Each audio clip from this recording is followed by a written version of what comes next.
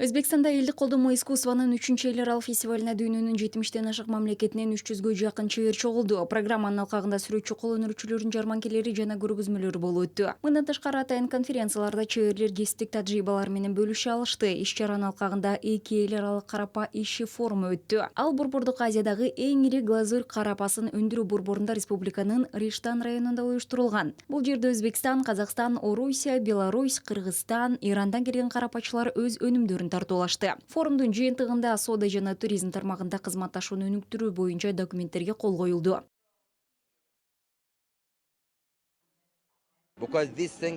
Мындай көргөзмө ар кайсы өлкөлөрдөн келген карапа чеберлеринин тажрыйба алмашуусу үчүн жакшы. Бул жерде маданий гана эмес, ишкердик байланыштар да түзүлөт. Балким келечекте мен өзбек чеберлери менен келишим түзө алам. Анткени алардын карапасы бул өзгөчө искусство түрү.